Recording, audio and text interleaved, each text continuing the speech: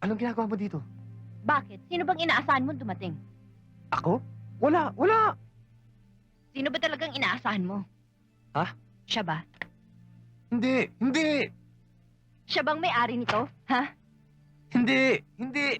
Siya ba? Hindi nga! Wala Rick, niya! ano ba? Bakit mo ako Jesus, sandali! Let me explain, okay? Mag-explain ako, ano ba, Rico? Halika nga rito! Ano ba? Huwag ka magsasabi dito, nakakahiya! Ano ba? Halika! Maupo ka nga! Bitawan! Bitawan mo ako!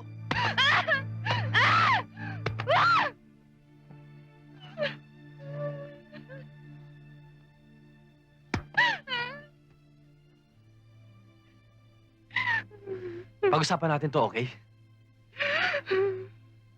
Ano ba pinagaganyan mo? Hindi ko naman kayo pinababayaan ng anak mo, ha? Kapag may oras ako, pupunta ako sa'yo. Okay, I'm sorry. Hindi na ito mauulit. Ha? I'll make up for it, okay? Ha?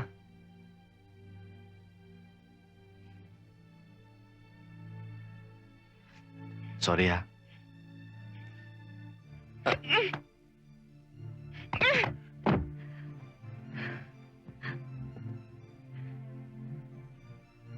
Mabuti pa. Magkanya-kanya na lang tayo.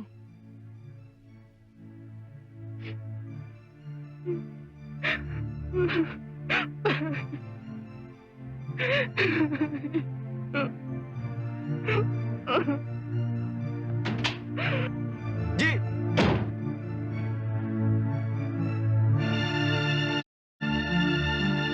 Iya, kulang pa tong mga requirements mo.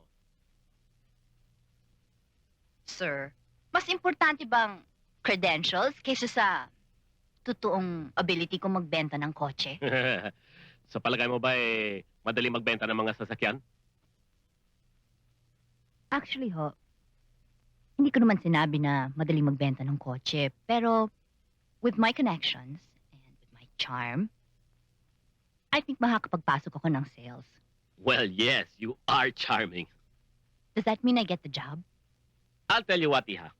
I'll give you a chance to prove to me na hindi ka lang charming, kundi isang mahusay na salesperson.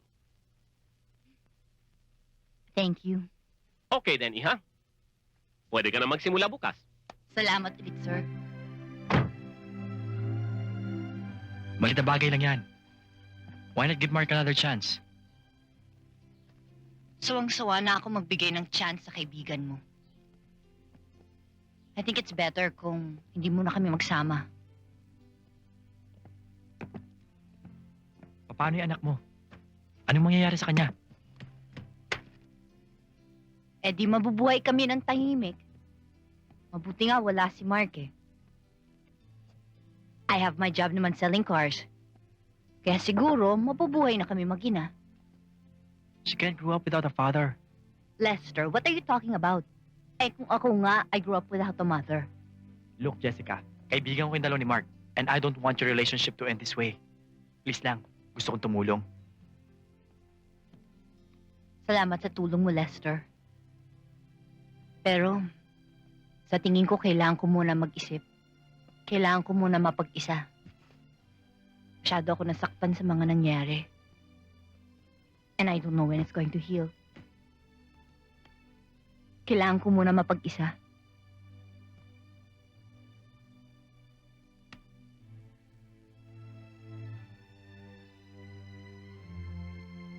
Okay? I'll respect that.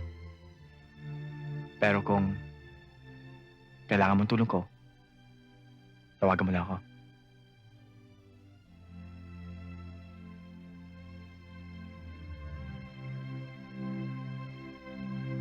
Salamat, Lester.